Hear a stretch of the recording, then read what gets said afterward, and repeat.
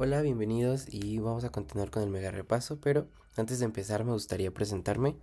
Mi nombre es Alan Hernández, soy estudiante de segundo semestre de la Facultad de Medicina de la UNAM y pues empecé a hacer esto realmente no con una intención de compartirlo, solamente que pues hubo gente que estuvo interesada al inicio, entonces creo que podría servirle a más gente, al igual que pues el siguiente semestre me gustaría ser instructor de alguna materia, ya sea embrionato o esto, pero me gusta mucho esta materia, entonces creo que también se me da bien y pues espero que les pueda servir lo que les pueda compartir.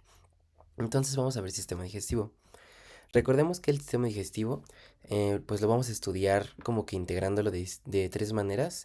La primera pues es viendo cavidad oral, la segunda vamos a ver todo tubo digestivo y vamos a terminar viendo los órganos asociados.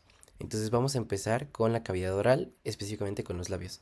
Los labios tiene tres regiones diferentes en las cuales vamos a observar un epitelio diferente en cada una de ellas. Por ejemplo, alrededor de los labios pues todavía sigue siendo piel delgada, es una región cutánea, por lo cual vamos a poder encontrar bastantes anexos, ya sean glándulas sudorípadas y sebáceas y algunos folículos pilosos.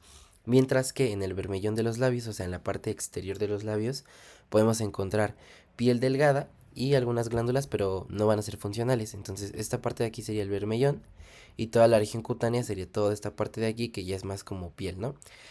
Ahora, en la parte de adentro de los labios vamos a encontrar esta mucosa de revestimiento que se ve de esta forma y también podemos encontrar glándulas salivales menores. Pero, a su vez, la cavidad oral la vamos a dividir en tres mucosas: la mucosa masticatoria, la mucosa de revestimiento y la mucosa especializada. Vamos a empezar hablando de la especializada, ya que esta va a estar solamente en la superficie dorsal de la lengua y va a proporcionar el sentido del gusto. Aquí vamos a encontrar unos elementos que se llaman papilas gustativas, que las vamos a revisar más adelante. Y la mucosa de revestimiento es en la superficie interna de los labios, la superficie ventral de la lengua, el piso de la boca, las mejillas y el paladar blando. Y este epitelio es muy importante porque es un epitelio plano estratificado sin estrato córneo. En la piel encontrábamos que era un epitelio plano estratificado con estrato córneo o con poco estrato córneo. Esto es importantísimo porque aquí no existe el estratocorneo y es como un concepto que vamos a integrar mucho en digestivo. También en esófago vamos a encontrar, por ejemplo, este epitelio. Entonces, es importante que si ven alguna pregunta en el DEPA que dice epitelio plano estratificado sin estrato córneo, probablemente es boca o esófago, es lo que les digo. Pero si ven a lo mejor epitelio plano estratificado con estrato córneo, con abundante estrato córneo, pues ya tendrían que que pensar en piel o algo así, ¿saben? Y bueno, su lámina propia va a tener tejido conjuntivo denso con amplias fibras de colágeno y elásticas. Y también es importante mencionar, bueno, esto es más como de anato. La cavidad oral se divide arriba con paladar duro y blando, abajo lengua y piso de la boca y atrás está el istmo de las fauces entre los dos arcos. Entonces ahí vamos a encontrar distintas cosas. Por ejemplo, en el bloque pasado, para que vayamos integrando, vimos tejido linfático a las amígdalas, ¿no? Y la mucosa masticatoria va a estar en encías y paladar duro y es un epitelio plano estratificado para queratinizado. Ahorita vamos a ver qué es eso y tiene una lámina propia de tejido conjuntivo laxo. El término para queratinizado, como nos dice la presentación, es un epitelio similar al estrato córneo, pero sus células no pierden sus núcleos y estos son pignóticos, o sea, muy condensados. Entonces tendremos que recordar estos dos epitelios principalmente y que en la mucosa especializada hay papilas gustativas. Vamos a continuar con lengua. Es un órgano muscular localizado en la cavidad oral y vamos a dividirlo en tercios. Entonces, en los dos tercios anteriores va a ser músculo esquelético en diferentes direcciones, ya sea longitudinal, transversa y oblicua, y eso se alcanza a ver en las fotomicrografías. Y en la parte posterior está cerca de las amígdalas. También recordemos, por ejemplo, de nuestras clases de anato, que la lengua es un órgano muy curioso porque va a estar inervado por diferentes eh, nervios, diferentes pares craneales, por ejemplo en la parte de atrás por el vago, en la parte anterior de manera general por el trigémino o de manera sensitiva por el tensor del velo del paladar del facial y así, ¿no? Entonces es interesante ver cómo la lengua tiene distintas cosas, ¿no? Y la superficie dorsal, como les mencionaba hace rato, vamos a encontrar una mucosa especializada y vamos a revisar los papilas que contiene. Entonces, hay cuatro papilas principales. Las más interesantes o las más preguntables, creo yo, podrían ser las caliciformes, estas de aquí. ¿Por qué? Porque si se fijan, tiene una forma muy peculiar, como una forma de cáliz, justo por eso el nombre, pero ¿cómo las van a diferenciar de las caliciformes de las fungiformes?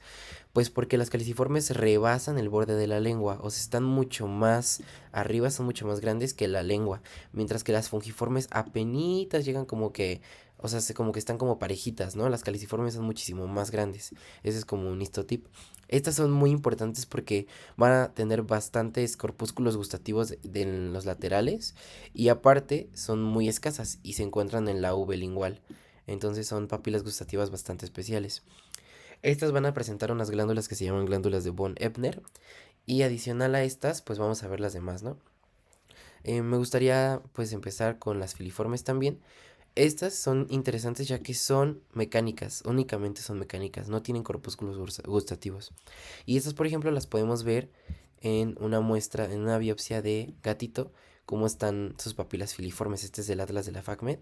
Y aquí vean, por ejemplo, igual cómo se alcanzan a ver como estas evaginaciones que hace nuestro epitelio plano estratificado sin estrato córneo.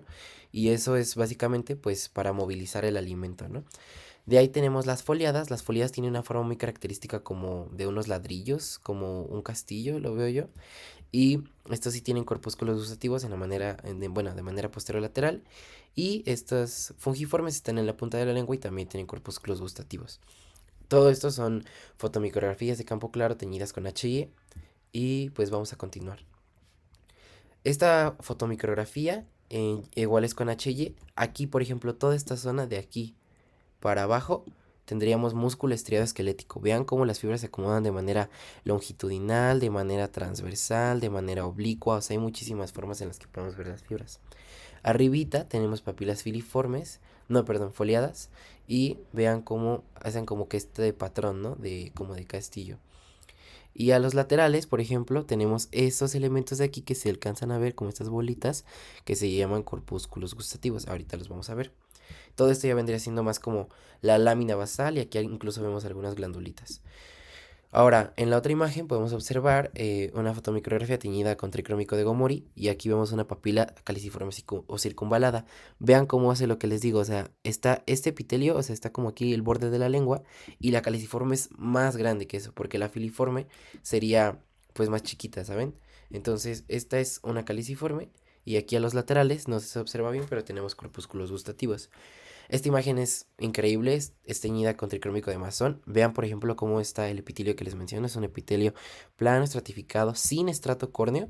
Y tenemos aquí el tricrómico de masón, tiñe la colágena de color azul, mientras que las fibras musculares de color rojo. Y aquí observamos justo las fibras transversales, las fibras oblicuas, las fibras longitudinales. Esto es súper increíble, ¿va? Recuerden justo que pues en las clases de anato revisamos que la lengua tiene sus fibras musculares así hacia todos lados, ¿no? Ahora vamos a analizar el corpúsculo gustativo. Son estructuras ovaladas que van a ayudarnos con el gusto y van a haber tres diferentes tipos de células, las células neuroepiteliales, las células de sostén y las células basales. Las células neuroepiteliales son las más interesantes porque tienen microvellosidades. Si ustedes recuerdan en sus clases de histo, las microvellosidades sirven para aumentar una superficie de absorción, mientras que los cilios o los estereocilios sirven para dar movimiento. Entonces, cilios, por ejemplo, en tráquea, sirven para movilizar el moco y los estereocilios, por ejemplo, en epidídimo, que lo vamos a ver en genital masculino, sirven como que también para aumentar la absorción y la movilidad. Entonces, las microvellosidades que encontramos aquí son para aumentar la absorción. Estas microvellosidades van a estar muy presentes en intestino, entonces las vamos a revisar más adelante. Y bueno, las células de sostén van a como que agarrar todas las demás células y las células basales, como todo en esta vida, van a regenerar, ¿va? Entonces en este esquema del ROS vemos el poro gustativo por el que entra el alimento, sus microvellosidades por las cuales envían la sinapsis, las células neuroepiteliales a las fibras nerviosas y de ahí se traduce la información en el sistema nervioso central. Entonces la comida llega aquí, es atrapada por las microvellosidades, las células neuroepiteliales traducen esta información y la mandan a un pulso eléctrico con bueno, mediante unos axones de unas células nerviosas y se va al sistema nervioso central. Es más o menos cómo funciona, pero igual en fisio lo vamos a revisar. Entonces, así se verían los corpúsculos gustativos o las papilas gustativas y se encuentran, por ejemplo, también en el arco palatogloso, en la superficie posterior de la epiglotis, incluso y pueden llegar hasta el esófago. Se ven muy increíbles y, por ejemplo, esto sería igual poro gustativo. Aquí se alcanzan a ver incluso las microvellosidades, todo esto de aquí. Esto, algunas pues son células entre células basales, células de sostén y células neuroepiteliales. La realidad es que no podríamos identificar así como que tan al 100 cuál es cuál, pero pues sabemos cuáles son los elementos teóricos. Y aquí, por ejemplo, si alcanzamos a ver un nervio, cómo pasa aquí todo este es un nerviosito. Esto como que se tiñe más grisecito. Y bueno, dientes es un tema más de odonto, pero igual lo tenemos que revisar. Lo vamos a revisar, solamente les quiero mencionar un detalle, que es lo que está subrayado y listo, porque no creo que lo pregunten, pero igual repásenlo. El esmalte es la parte más dura del organismo, o sea, eso se me hizo súper interesante, porque está formado en 99% por fosfato de calcio en forma de cristales de hidroxiapatita y pues igual, o sea, creo que lo único que puedo mencionar es aquí, pues son las correlaciones clínicas. Nosotros como médicos es importante revisar, porque pues sí podemos examinar boca, cavidad oral, y tenemos que ver qué sí nos corresponde a nosotros y qué sí lo referimos con un compañero odontólogo, pero hay cosas que nosotros sí podremos revisar, entonces es importante que aprendamos bien los dientes para ver pues algunos problemas que podrían haber ahí y todo eso, ¿no? Ahora, vamos a revisar glándulas salivales. Las glándulas salivales son tres y son un poco complicadas, pero sí tienen que aprendérselas bien porque si no en el DEPA se los pueden llegar a torcer. Entonces vamos a ver primero la parótida. Es la más grande de todas, es esta de aquí, y produce del 25 al 30% de la saliva. Recuerden, por ejemplo, un dato de anatomía, por si no recordaban, el nervio facial se mete aquí y sale y da cinco ramitas aquí, y pues es algo interesante de la parótida, ¿no? Es una glándula únicamente serosa y el histotip que van a ocupar para identificarla es que tiene tejido adiposo. La glándula submaxilar, por otro lado, produce del 60 al 70% de la saliva, es una glándula mixta, pero sus acinos serosos son en mayor cantidad y ahorita lo vamos a ver en una fotomicrografía. Recuerden que los acinos mixtos se ven en forma de semiluna y la glándula sublingual es la más chiquita, produce el 5% nada más y es una glándula exclusivamente mucosa, aunque podríamos encontrar algunos acinos mixtos. Nada más para mencionar, la saliva tiene 96% de agua, mucina, inmunoglobulina A, que es para la protección, enzimas como las que vimos para la digestión en Bioca bloque 3 de amilasa, lipasa, todo eso van a estar ahí, y ciertos iones para el equilibrio electrolítico. Es un pH ligeramente ácido. Y esto, bueno, tiene que ver justo con la digestión, ¿no? Que, por ejemplo, cuando vimos lo de duodeno, en el duodeno, en la ampolla pancreatoduodenal, se van a liberar ciertas sustancias para que el ácido clorhídrico se haga un poco más básico y entonces se neutraliza el pH, ¿no? Eso es como lo vamos a averiguar más adelante. La parótida tiene, como les mencionaba, muchos acinos serosos y esto es característico de su basofilia basal y su acidofilia apical. Eso tiene que ver, o sea, que los acinos serosos se vean así, esto es súper característico, o sea, que esto es un acino seroso. Entonces, en el borde, en su lámina basal, se va a ver mucho de color morado. Esta basofilia basal y esta acidofilia apical tiene mucho que ver con retículo endoplásmico rugoso, con mitocondrias y en algunos casos con el aparato de Golgi, pero principalmente con retículo endoplásmico rugoso. Entonces eso hace que tenga esa forma. Y también tenemos algún, bueno, tejido adiposo alrededor de esto y ese es como que como que el histotip más claro, ¿no? Para identificar parótida. Vamos a pasar con submaxilar. La submaxilar es en su mayoría acinos serosos, pero también tiene acinos mixtos. Entonces todo esto que se tiñe de este color con musicarmín de Meyer es de color como cafecito, son los acinos serosos, mientras que hay algunos que son en forma de semiluna, que son mixtos y lo blanco pues es mucoso. Este musicarmín de Meyer no sirve para evidenciar los acinos mucosos, ya que estos al tener carbohidratos y que sus carbohidratos se hayan pedido en el aclaramiento, pues con musicarmín de Meyer se tiñen un poco mejor y los podemos identificar. También podrían teñirse con paz positivo o con carmín de Best. Entonces aquí tenemos otra imagen de glándula submaxilar en donde tenemos acino seroso y acinos mixtos. Y por último, la sublingual, vean aquí como es súper claro, o sea, es muchísimos acinos mucosos. Todos estos serían acinos mucosos, aquí hay un acino, aquí hay otro, sus núcleos están hacia la periferia y todo su contenido de glucosa y así está adentro, entonces son acinos mucosos y estos se tiñen, les digo, con paz positivo, musicarmín de Mier, carmín de Best. Y pues eso, pueden haber algunos conductos mixtos, bueno, algunos acinos mixtos, pero la mayoría son mucosos y aquí, por ejemplo, vemos un conducto interlobulillar en el que va a liberar el contenido. Ahora, vamos a pasar con tubo digestivo propiamente dicho. El tubo digestivo lo podemos estudiar viéndole una mucosa, una submucosa, una muscular externa y una cereza adventicia. Esto es así en todos los órganos que vamos a ver, tienen estas cosas, van a haber diferentes variaciones, pero es lo que tienen que considerar. Entonces, la mucosa va a contener epitelio, lámina propia, tejido conjuntivo laxo y, lo más importante que no habíamos visto hasta ahorita, muscular de la mucosa. Ok, entonces cada uno puede variar en el epitelio, su lámina propia puede tener distintas cosas y su muscular de la mucosa casi nunca va a variar, pero lo va a tener. O no puede no tenerla, ahorita lo vamos a ver. La submucosa es uno de los más interesantes porque ahí se encuentra el plexo mucoso o submucoso de Meissner. Ese ¿para qué nos ayuda? Cuando nosotros vemos a un oso y queremos correr y escapar y escapar y escapar, se va a activar nuestro simpático. Entonces, esa activación del simpático va a inhibir a ese plexo de Meissner y no va a permitir que las secreciones gástricas se liberen. Pero al contrario, si acabamos de comer, estamos así bien chill, acostaditos en el pasto, en islas, pues el plexo de Meissner se va a activar y entonces va a hacer que todos nuestros jugos gástricos y las secreciones se liberen y entonces ya hagamos digestión, ¿vale? Entonces para eso sirve el plexo de Meissner y se encuentra en la submucosa, ¿ok? Y aquí solamente hay glándulas en el esófago y en la porción distal del duodeno. Esto es importantísimo porque solamente vamos a ver tres órganos de toda histología que van a tener glándulas en su submucosa. La tráquea que la vimos ayer, esófago y duodeno, ¿va? Para que lo consideren.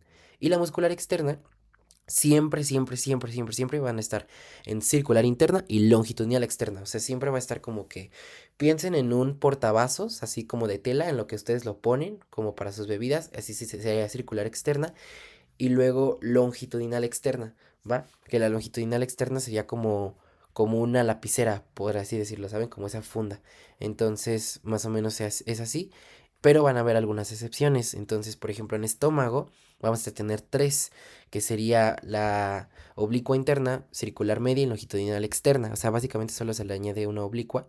Y por ejemplo, en urinario, vamos a ver que esta mucosa puede llegar a cambiar y ser longitudinal interna, circular externa, pero lo vamos a ver más adelante. Entonces, esto es en la mayoría de casos, si se los llegan a tronar con esto, pues piensen, o sea, lo primero que pueden llegar a pensar es circular interna y longitudinal externa, pero pueden haber algunas excepciones, entonces apréndanse más las excepciones, porque todo lo demás va a ser circular interna y longitudinal externa, ¿va? Y serosa y adventicia, pues depende de si nuestro órgano está intraperitoneal o retroperitoneal, va a tener serosa o adventicia.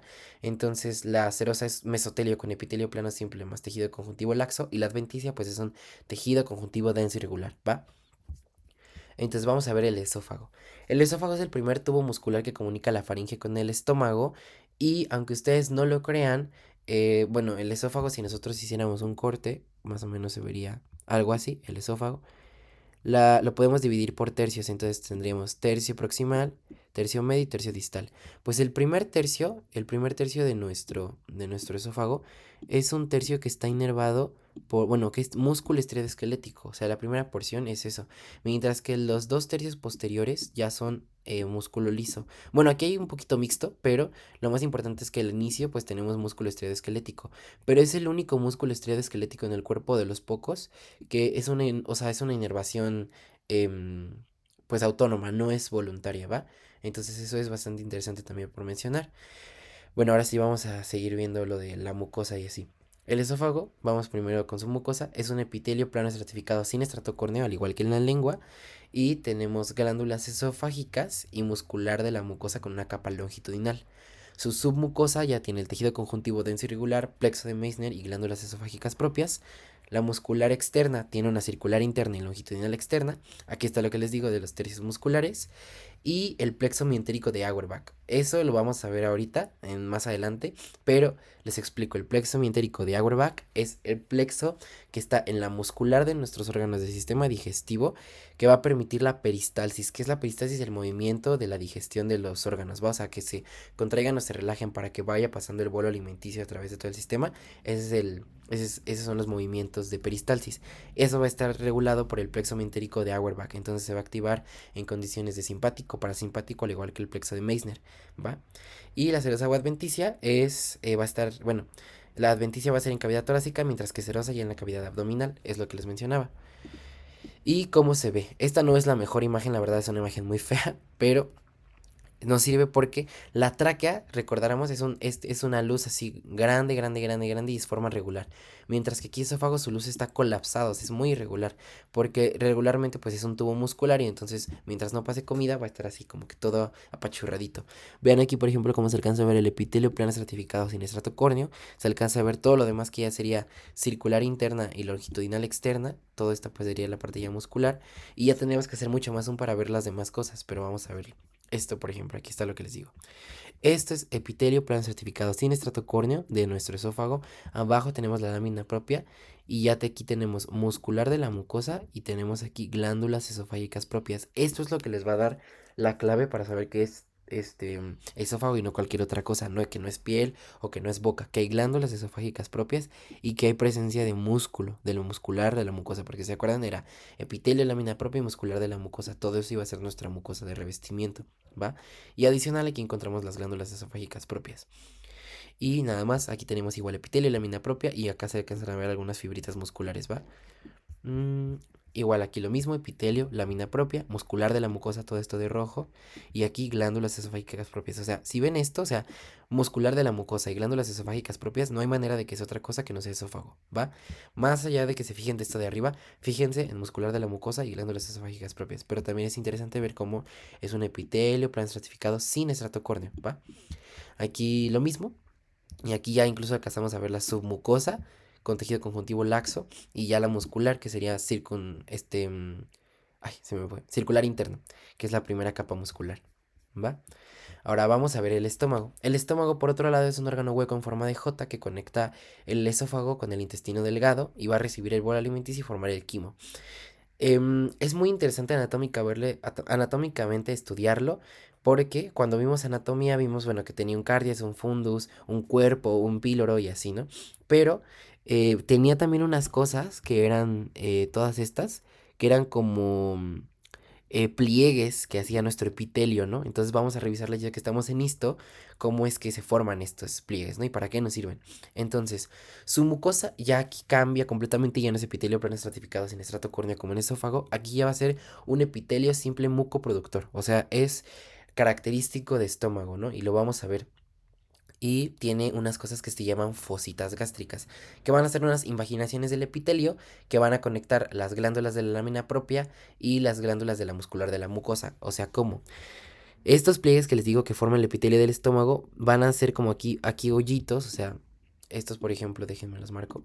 Estos hoyitos que se alcanzan a ver como que aquí, este hoyito de aquí, este hoyito de aquí, este hoyito de aquí. Si nosotros los vemos bajo el microscopio se van a ver como unas fositas. Esas fositas van a tener una continuación con unas glándulas pues estomacales y van a liberar su contenido hacia el estómago, ¿va? Entonces su epitelio, repasamos, es epitelio simple mucoproductor. En la submucosa encontramos el plexo de Meissner, que para qué nos servía, para liberar los contenidos gástricos. Y la muscular externa es la única parte del digestivo, esto es lo más importante de estómago, de lo más importante, que tiene tres capas, ¿va? Que tiene tanto em, oblicua interna como circular media y longitudinal externa.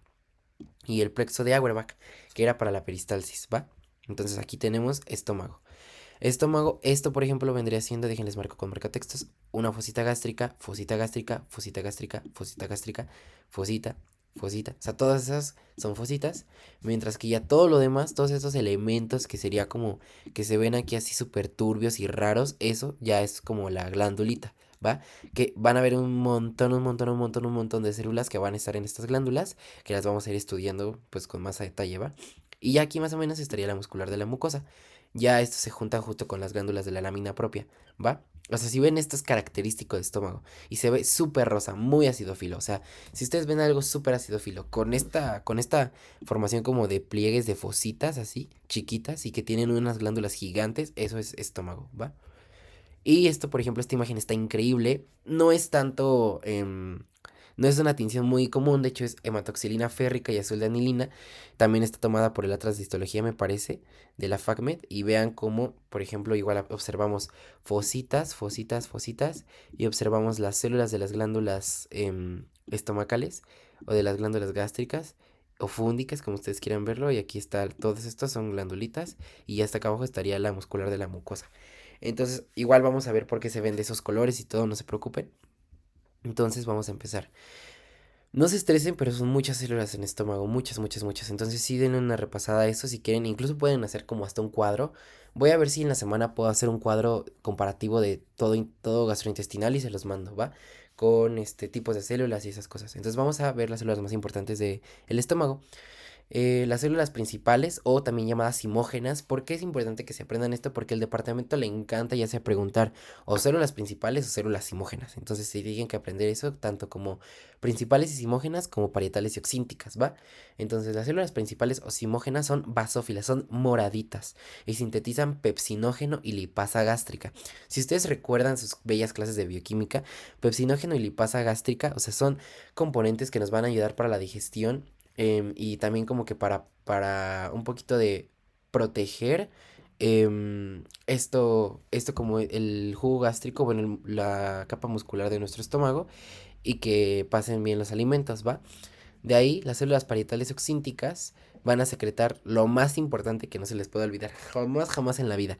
Las células parietales oxínticas sintetizan ácido clorhídrico, ¿va? Que es un pH de 1 y son células muy rosas, acidófilas y secretan el factor intrínseco que es útil para la absorción de la vitamina B12. Ya hicimos varios cambios de la vitamina B12. El primero fue en tegumentario y ahorita ya vimos, por ejemplo, otra vez en digestivo, vitamina B12 y van a convertir el pepsinógeno en pepsina. Entonces, para que las células principales sinteticen pepsinógeno, pues las células parietales tienen que convertirlo en pepsina, ¿va? Es como una relación tóxica. Vamos a encontrar también células del sistema neuroendocrino difuso que van a secretar hormonas como la gastrina para decir, oye, ya tengo hambre, dame de comer, o de, oye, ya estoy lleno, ya párale, y así, ¿no? Sí, células de recubrimiento que van a secretar mucina para proteger toda esta capita como de células y así para evitar que pues nos dé como alguna úlcera o algo así. Células mucosas del cuello, que ahorita las vamos a ver, que van a secretar mucina pero menos alcalina. Y las células regenerativas o células madre.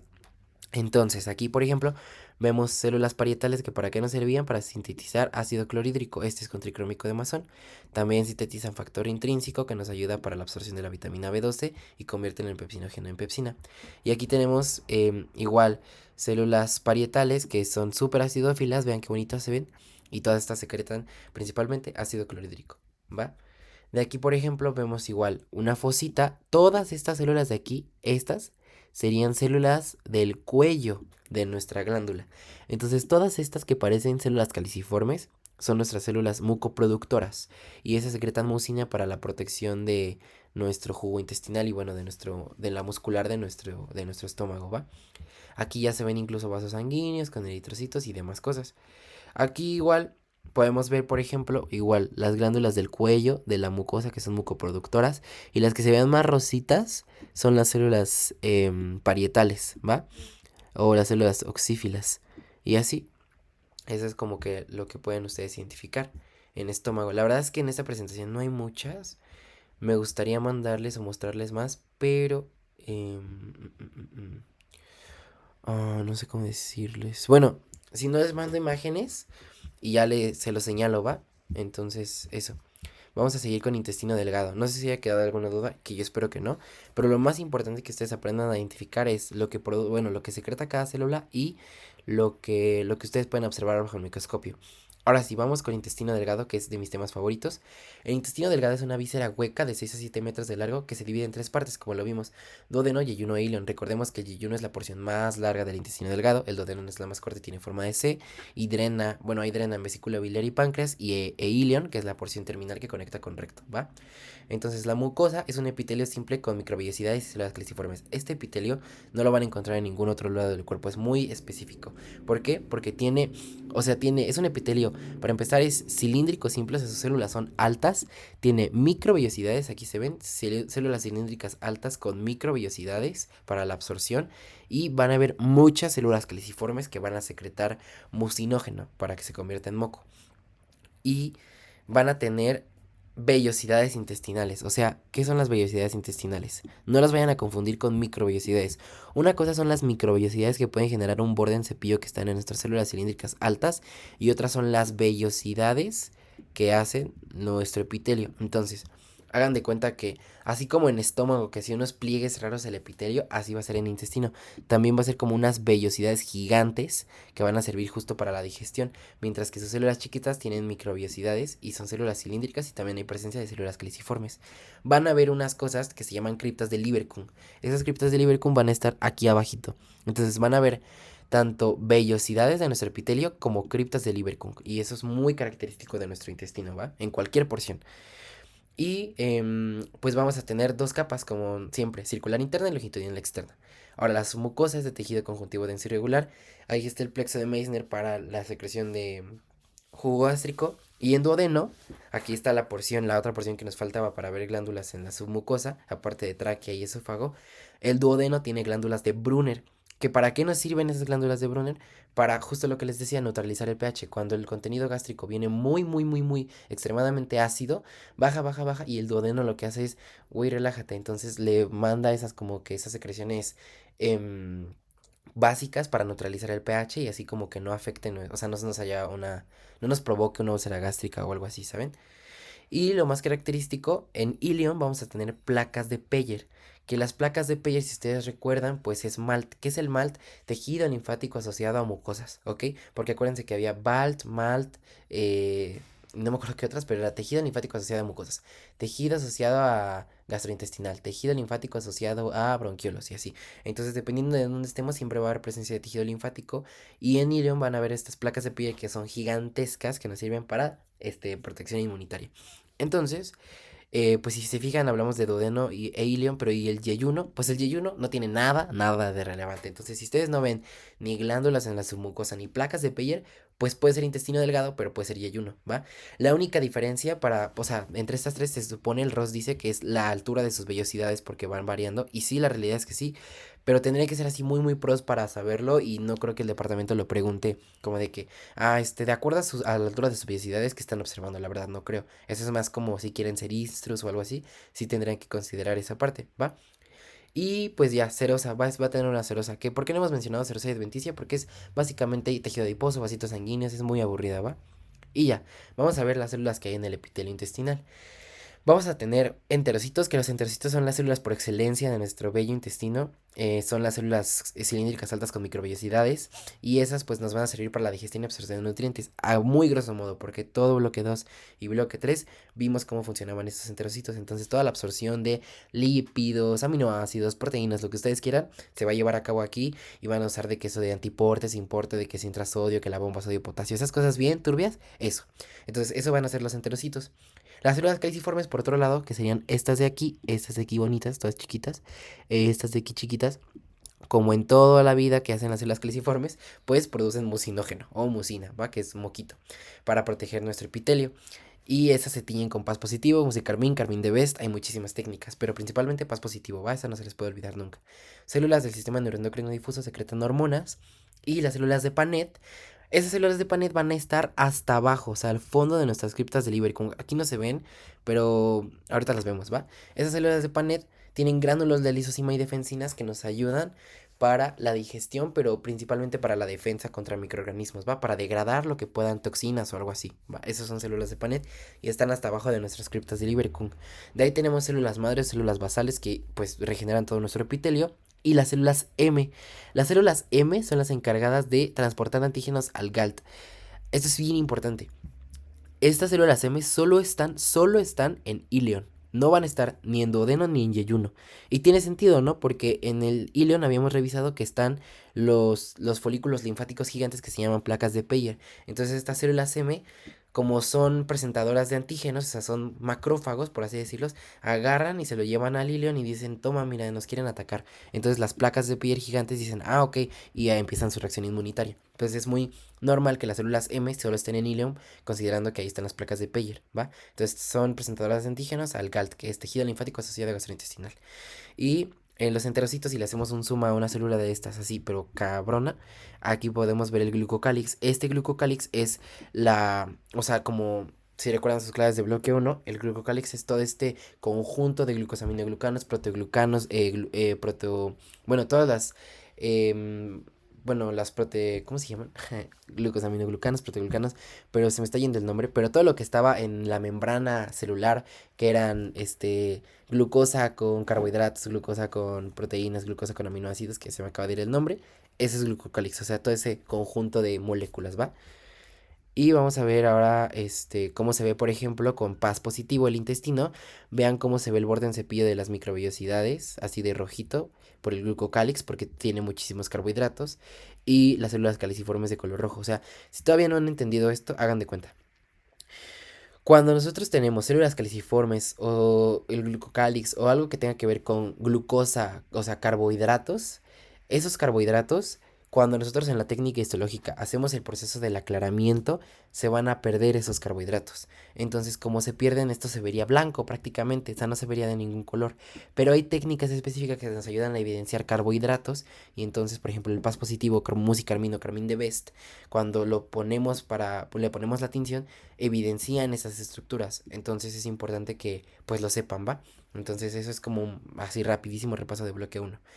Y tenemos igual una fotomicrografía teñida con musicarmín de Meyer, que es lo que les digo, que es pues es de color rosita, igual evidencia el glucocáliz, las secreciones de moco, vean por ejemplo cómo está la luz sucia porque estaba liberando mucina, y aquí ya tenemos todo esto de pues las células caliciformes y así que son abundantes en los enterocitos y en el intestino delgado. Vean, por ejemplo, estas de aquí ya son células de Paneth.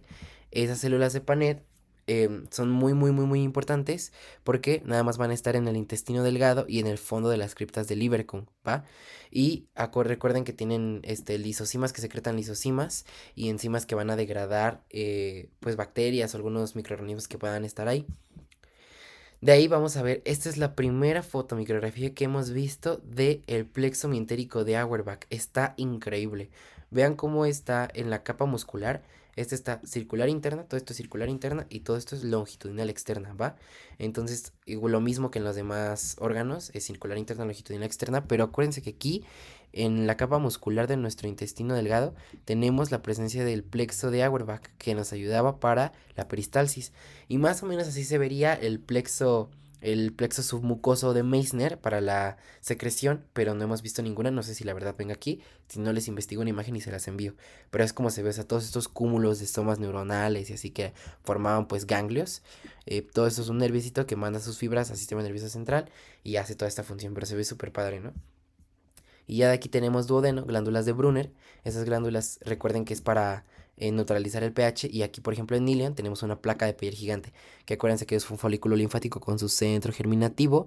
Y ya todo lo demás alrededor de con los linfocitos B. ¿Va?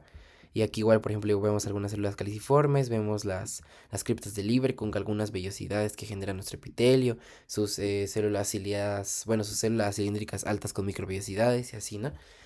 Y ya, vamos ahora a ver intestino grueso. El intestino grueso es la última porción del tubo digestivo y está conformado por ciegón, colon ascendente, colon transverso, colon descendente, colon sigmoides, recto y ano. Y su función es absorber agua y formar las heces. Entonces vamos a verlo, ¿va? Ok, vamos a empezar. La mucosa es un epitelio cilíndrico con microvellosidades y abundantes, demasiadas células caliciformes que aumentan conforme llegan al recto. Mm, Ok, este epitelio es el mismo que el intestino delgado, pero las células caliciformes son muchísimas y aquí no lo estoy mencionando, pero también bueno, más bien, aquí no le está mencionando, pero aquí no se generan estas vellosidades que en el intestino.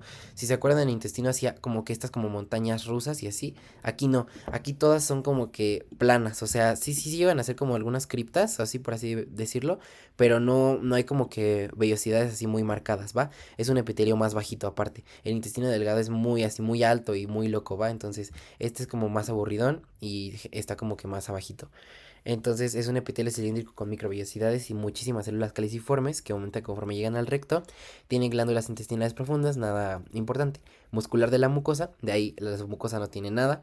Muscular externa, aquí lo que podemos observar es que tiene, bueno, su capa circular interna forma la válvula ileocecal que estaría más o menos por aquí, que es lo que conecta ciego con apéndice y el ilion, y su capa longitudinal externa forma las tenias. Entonces todas estas que son las tenias, todas estas que son las tenias del colon, las va a formar la longitudinal externa, ¿va? Y la cerosa adventicia pues va a estar presente ciego, colon transverso y colon sigmoides van a tener serosa, o sea, ciego, colon transverso y colon sigmoides van a tener serosa, mientras que colon ascendente, colon descendente y recto presentan adventicia. Esto por el peritoneo es lo que les mencionaba. O sea, si están agarradas o no están agarradas al peritoneo. Y así se ve, vean cómo está chaparrito su epitelio, o sea, su epitelio está así súper chiquito, súper petit. Y esto ya sería su mucosa con sus muchísimas células caliciformes. Vean, aquí ya casi no hay enterocitos, casi todos son células caliciformes. Y aquí ya estaría la submucosa que no tiene nada y de ahí la circular interna, longitudinal externa. Es que esto no los quiero confundir. Bueno, sí, no se los voy a mencionar para no confundirlos, pero bueno, aquí podemos ver cómo es circular interna, longitudinal externa y cómo están acomodadas sus fibras. Entonces esto es un epitelio más chaparrito, tenemos muchísimas células caliciformes y ya, no hay nada relevante. Vean por ejemplo aquí como en cortes transversales el colon se ve súper padre, o sea, se ve como flores por sus abundantes células caliciformes. Esta imagen, específicamente esta de aquí, no es una fotomicrografía, es una pintura que la hizo un pintor muy famoso que no recuerdo cómo se llama, pero pues está súper padre, ¿no? O sea, es como que cuando se junta el arte y la medicina, que eran estas cosas bien, bien padres. Esto sí, ya las otras dos sí son fotomicrografías, pero pues parecen florecitas. Entonces, si les ponen una imagen así, es colon. Realmente no podemos identificar si es colon transverso, colon ascendente, colon sigmoides, colon descendente. No hay algo que nos diga, o sea, sería muy raro que nos pongan algo así. Pero si ustedes les ponen un colon transversalmente o un colon longitudinalmente, ya saben cómo identificarlo, ¿va? Esta es una fotomicrografía con una tinción muy común, se llama pentacrómico de Movat y nos va a teñir las células caliciformes de color como un azulito, como un cian, muy muy muy padre. Y lo que les decía, puede llegar a generar bueno, vellosidades no son muy así que te digas, wow, cuántas vellosidades, pero es un epitelio como muy muy chilo, o sea, es muy planito, no tiene como que cosas tan raras y así, ¿no? Sí tiene muchas células caliciformes y todo, pero nada más tiene su mucosa y ya, circular interna, longitudinal externa. O sea, solamente es eso, hay muchísimas células caliciformes. Realmente es medio aburrido. Ahora llegamos a recto. El recto es la porción más distal del tubo digestivo y tiene la misma configuración que el colon, pero el conducto anal es la porción más distal y tiene pocas criptas intestinales. Ahorita vamos a ver qué es eso. Es bien interesante esta parte porque aquí vamos a tener tres zonas distintas de unión anorrectal y vamos a tener que identificarlas súper bien porque en esta unidad pues hay que identificar la unión esófago gastrointestinal y también la unión rectoanal y la unión del cervix con el cuello uterino. Entonces la vamos a ver, ¿va? Y pues creo que es lo más interesante. Ah, bueno, su mucosa presenta pliegues longitudinales llamados columnas anales o de Morgani y forma de vaginaciones llamadas válvulas anales. Déjenme ver si tengo aquí, este es de mi doctor de anato, pero para que vean lo que les digo de las válvulas anales. Es esto. Acá, estas son las válvulas anales y estas son las columnas anales. O sea, vean cómo el ano forma como que estas columnas, así súper raras. Esas son las columnas que nos mencionan aquí y algunas valvulitas anales. También puede llegar a tener senos por donde drenan ciertas glandulitas y así. Entonces, lo que ahorita nos interesa es ver la línea pectínea y el pecten anal. Vamos a ver esta transición de epitelios, de un epitelio cilíndrico, ciliado, bueno, cilíndrico con microvellosidades y células caliciformes a un epitelio plano estratificado, queratinizado porque pues es piel, ¿va? Y ya, espero les haya servido esto. ¿Dónde estábamos? ¿Dónde estábamos? ¿Dónde estábamos? Aquí está. Entonces, vamos a ver la unión anorrectal, la transición de epitelios, que es lo que les digo, epitelio cilíndrico simple abundante con células caliciformes, que esto sería típico de intestino, y de repente aquí un epitelio plano estratificado sin estrato córneo. ¿Va? Si todo esto sería ya el ano y esto sería recto. Entonces vamos a ver, esto es lo que les decía. Tenemos igual, esto sería todavía colon sigmoides aquí arribita y ya aquí estaría recto, la dilatación del recto y ya todo esto sería la ampolla rectal y ya un poquito del ano. Entonces en el ano tenemos tres zonas, la zona colorectal, la zona de transición anal y la zona escamosa o de piel ya del ano propiamente dicho.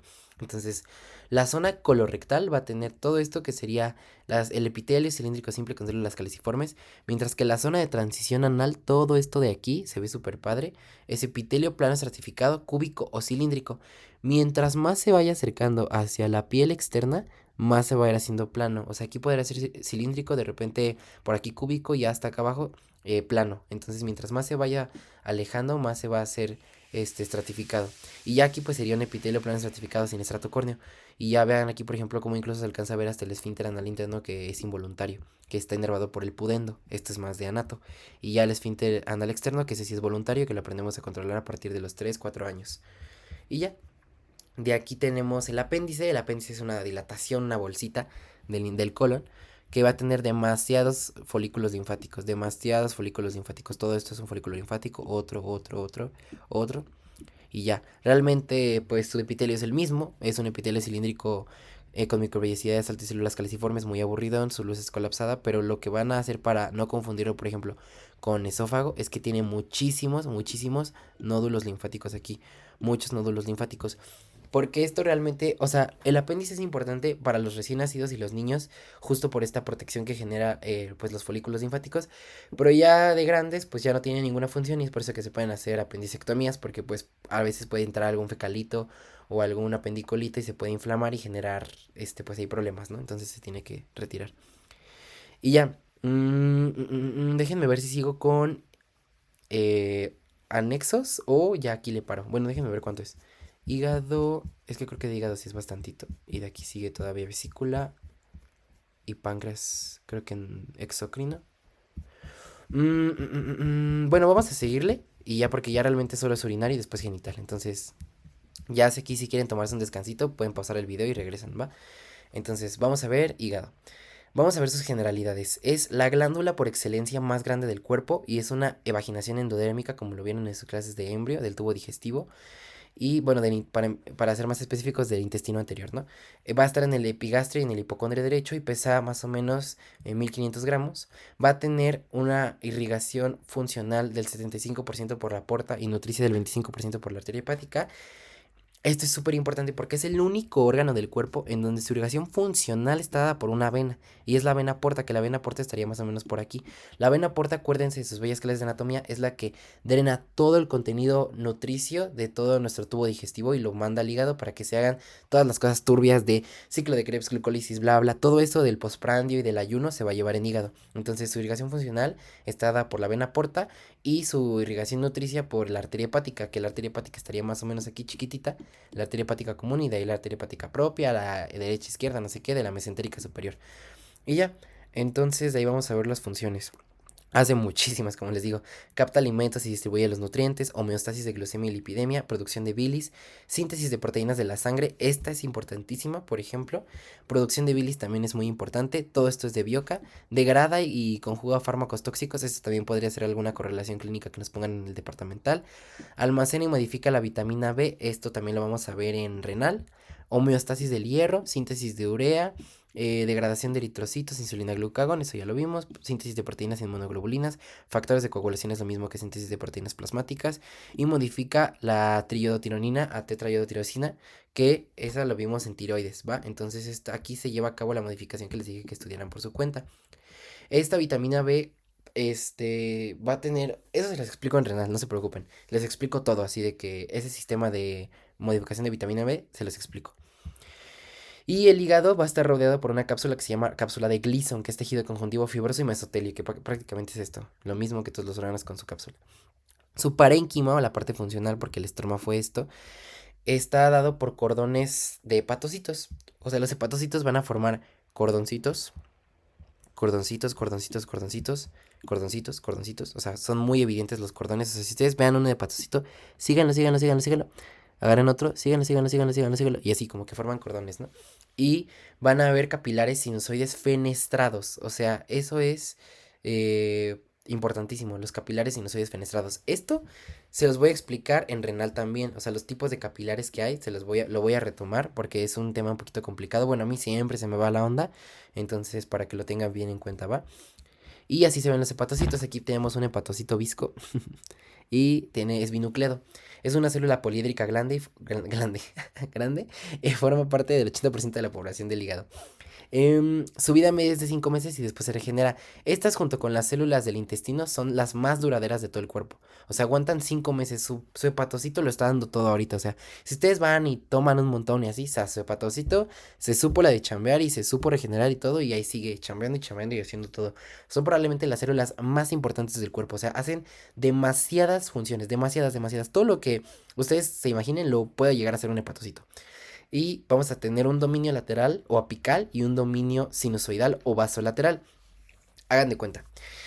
Su dominio apical va a ser este de aquí, su dominio apical, va a ser como la unión con otro hepatocito. Aquí está otra unión con otro hepatocito. Entonces su unión apical va a ser hepatocito, hepatocito. Y van a estar unidos mediante uniones tipo nexo, que igual si quieren les hago una clase de tipos de uniones y ya se les olvidaron para que las repasemos. Pero forman uniones tipo gap o nexo para intercambiar sus contenidos. Y entre ellos, entre sus mismas uniones, forman los canalículos biliares por donde inicia esas vías y ahí se empieza a secretar la bilis y de ahí empieza a fluir hacia todos lados, ¿va? Y su membrana tiene una alta actividad de ATPasa. ¿Para qué nos interesa eso? Porque van a haber histoquímicas enzimáticas que nos van a ayudar a detectar esta ATPasa y vamos a ver diferentes cosas. Y en los dominios sinusoidales o vasolaterales, o sea, aquí, bueno, sería más o menos como que, ajá, aquí y acá se alcanzan a ver microvellosidades que les permiten ampliar la zona de absorción, como todo en esta vida. Y va a tener, va a estar en contacto con sinusoides, pero va a haber un espacio muy importante que se llama espacio de Dis. Ahorita lo vamos a ver. El espacio de Dis, pues bueno, está formado por las microvellosidades de los hepatocitos, colágeno de tipo 1, 3 y 4, células de Kupfer, células de Ito. Estas células de Kupfer son los macrófagos del hígado y están adheridos a las células endoteliales de los sinusoides. Y las células de Ito son muy importantes porque van a tener inclusiones lipídicas en su citoplasma y sirven para almacenar la vitamina A y secretar colágeno de tipo 3. Esta colágena forma un tejido fibroso en el estroma cuando hay daño. Entonces las células de Ito se encargan de regenerar nuestro tejido hepático cuando hay algún daño y almacenan la vitamina A. Y se ven así como pues tienen sus inclusiones lipídicas, ¿va? Y se pegan a este espacio de Dis. Este espacio de Dis es o sea, tenemos nuestro endotelio, nuestro sinusoide hepático con nuestros eritrocitos. Y aquí, por ejemplo, tenemos una célula de Ito con sus inclusiones lipídicas y su vitamina A. Y esta nos sirve para la regeneración en caso de algún daño hepático como cirrosis, hígado graso, etcétera. Aquí tenemos ya como tal las células de Kupfer, que son las células de los macrófagos, bueno, los macrófagos, y aquí estarían nuestros hepatocitos. Entonces esto es como un complejo, así como vimos la membrana hematoalveolar, aquí estaría, pues no es como tal una membrana, pero pues es un espacio importante, ¿va? Donde va a haber todo este intercambio y así. Y pues nada más. Recuerden aquí que tenía fibras reticulares y obviamente como tiene fibras reticulares con técnicas histológicas las podemos evidenciar de esta forma como la técnica de Pío del Río Ortega porque es colágeno de tipo 3. Y aquí, por ejemplo, Carmín de Best evidencia glucógeno, lo que les decía como Carmín de Best, Paz positivo, musicarmín de Mayer. Esto nos ayuda a evidenciar el glucógeno, o bueno, inclusiones de carbohidratos, ¿va? Y esta no es una imagen muy padre porque está en un estado postprandial, es por eso que hay abundante glucógeno. Si ustedes recuerdan sus clases de bioquímica, cuando estábamos en un estado postprandial había muchísima energía, entonces el cuerpo se podía dar el lujo de guardarlo en forma de glucógeno, y entonces aquí está súper rojo por eso, ¿va? Y aquí tenemos cordones y capilares sinusoides. Esto es lo mismo, técnica de Wilder para evidenciar fibras reticulares. Y de aquí tenemos una convencional con HI en donde podemos ver los cordones hepáticos y los sinusoides. Y ya, de aquí vamos a ver ahora sí lo que es la triada portal. La triada portal es, pues como, todo, o sea, como todo este drenaje o como es todo este sistema de tubos que está conectando dentro del hígado que nos va a ayudar para diferentes cosas. Y vamos a tener una vena porta, una arteria hepática y un conducto biliar. Cabe recalcar que esto no es de que esta es la porta y esta es la arteria hepática. No, no, no. O sea, es una ramita de la porta, una rama de la arteria hepática y una parte del conducto biliar. ¿Cuál es el histotip por excelencia que jamás se les va a olvidar para identificar esto? Conducto biliar pueden ser células cúbicas estratificadas o cúbicas simples. O sea, solamente van a ser células cúbicas que van a estar formando este conducto biliar. Entonces, lo más gruesecito va a ser el conducto biliar. Lo más delgado y más colapsado siempre va a ser la vena. Y lo que tiene un endotelio así chiquito va a ser nuestra arteria hepática. Entonces aquí lo mismo. La que tiene la luz más colapsada y planita, o sea, más finita, va a ser nuestra vena porta. Mientras que la arteria hepática va a tener un endotelio y van incluso a verse los eritrocitos. Y el conducto biliar es un epitelio cúbico simple. ¿Va? Y listo. Si por ejemplo aquí se alcanza a ver otra arteria, esa podría ser la arteria hepática, es la misma, no es otra ramita, es la misma. Pero ¿qué es lo que pasa? Cuando se toma la muestra histológica, bueno, cuando se hace la muestra, la toma de muestra, a veces pues puede haber una malfijación o algo y por eso como que se ven dobles, pero es la misma, ¿va? Ahora vamos a ver los lobulillos hepáticos. Un lobulillo hepático está conformado, es en forma de hexágono, y entonces este hexágono en cada esquina va a tener un cachito de vena porta, un cachito de conducto biliar y un cachito de arteria hepática. Vena porta, arteria hepática, conducto biliar, vena porta, arteria hepática, conducto biliar, y así en cada esquina. Y lo más característico es que va a tener una vena central, y alrededor de esta vena central se van a estar acomodando en forma de cordones nuestros hepatocitos. Y ya. Ahora, la sangre fluye, esto es importante, desde la periferia hasta la vena central. O sea, la sangre va de afuera hacia adentro. La sangre va de afuera hacia adentro.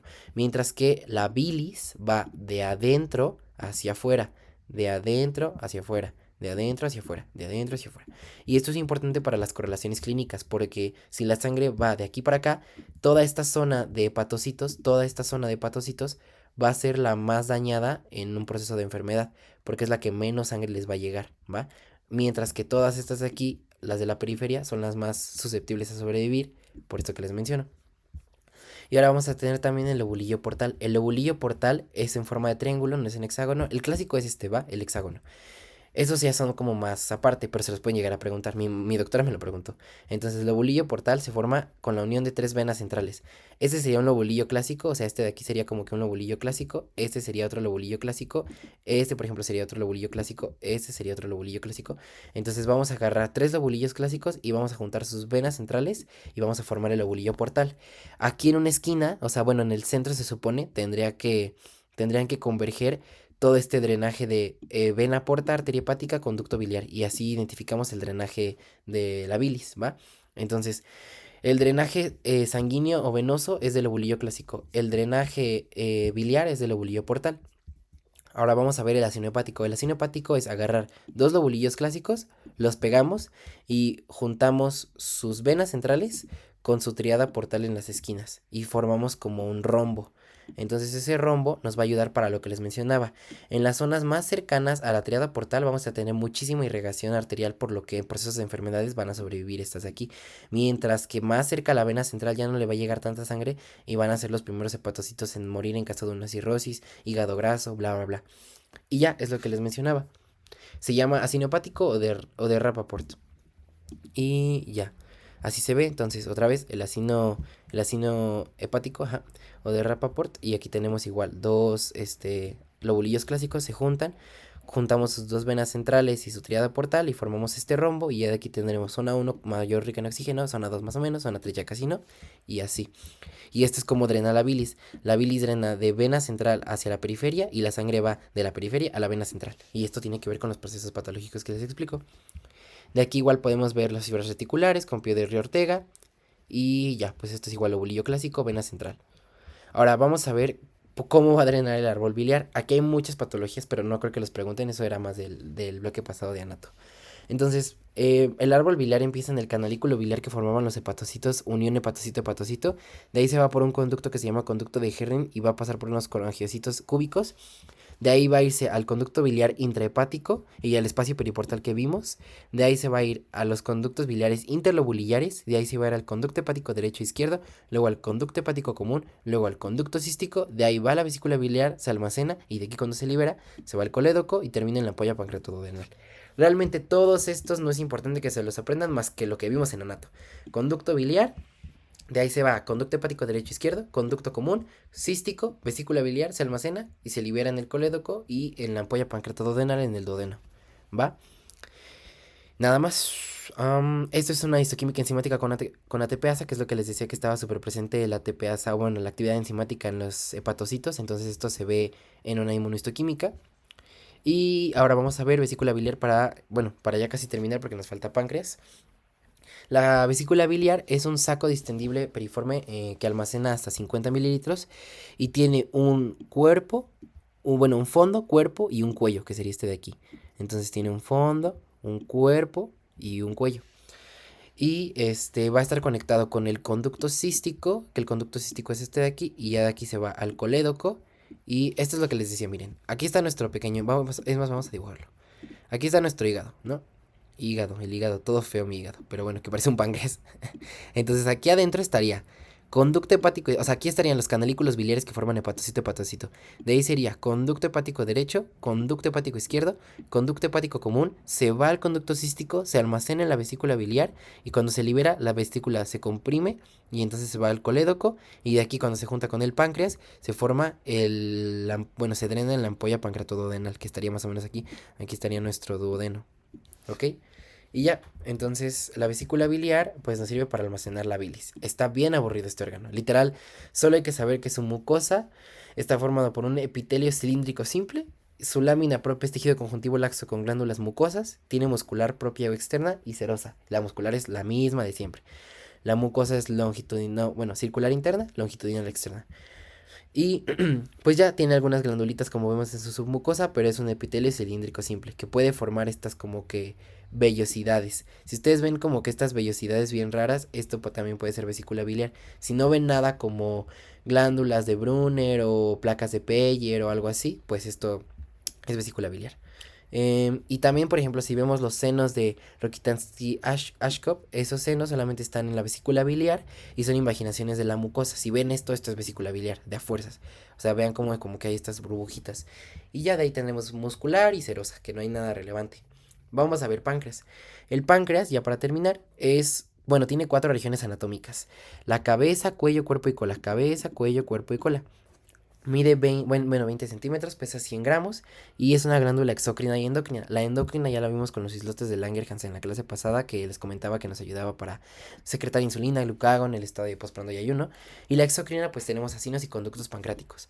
Esta fotomicrografía de campo claro teñida con H&Y pues podemos observar páncreas y los cúmulos celulares más pálidos son los islotes. Entonces todo esto vendría siendo páncreas. Aquí por ejemplo vemos un islote de Langerhans donde se secreta insulina, glucagón, células delta, células F.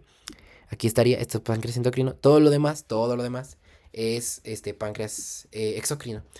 Esto es importante porque esta se parece un poquito, o sea, un poquito a parótida, pero no hay tejido adiposo, ¿va? Les digo que se parece a parótida porque sus acinos son serosos. Por lo que vamos a tener la basofilia basal y la acidofilia apical que les mencionaba. Mientras que en parótida había mucho tejido adiposo, aquí nada más van a ver los acinos serosos tubuloalveolares. Y en la parte endocrina, pues vamos a tener los islotes de Langerhans, que es lo que les comentaba la clase pasada. Bueno, los acinos están formados de 40 a 50 células acinares. Y esto realmente no es tan importante, pero pues lo que les decía, la acidofilia apical pues tiene gránulos apicales eosinófilos que tienen contenido simógenos, enzimas digestivas, tripsinógeno, quimetripsinógeno, milasa, lipasa, todo lo que sirve para la digestión. Y las células centrales, o bueno, las células centroacinales, que serían estas de aquí, que forman los conductos, tienen un citoplasma pálido y solamente están en páncreas. Van a producir y liberar bicarbonato que va a neutralizar el quimoácido y favorece el buen funcionamiento de las enzimas digestivas. Esto es lo que les mencionaba. Cuando el páncreas libera su contenido con la vesícula biliar, va a neutralizar el pH. Y así se ve. Parece parótida, pero no hay tejido adiposo. Solo son acinos serosos con basofilia apical, acidofilia apical y basofilia basal. Y pues ya. Es lo que les decía, una comparación rápida, parótida, pues no tiene células centrocinares, tiene tejido adiposo, muchísimo tejido adiposo, y tiene células miopiteliales y conductos estriados, mientras que el páncreas exocrino solo tiene células centrocinares, no tiene tejido adiposo, no tiene conducto estriado y no tiene células miopiteliales, solamente tiene pues sus células, sus acinos serosos, ¿va? Y pues con esto terminamos la parte 2 del mega repaso. Sé que me tomé mucho más tiempo que la clase pasada, pero quería que este tema quedara muy, muy, muy, muy, muy, muy claro porque ya con este tema como que pueden correlacionarlo más con sus demás materias y pues pueden hacerse todos unos pros, ¿no? Entonces cualquier duda que tengan, mándenme mensaje, porfa. Yo creo que la clase pasada pues les paso mi Insta o algo por si quieren verlo. Y ya pues la siguiente clase termino el mega repaso, que ya realmente es poquito, ¿va? Entonces cualquier cosa pues estoy al pendiente.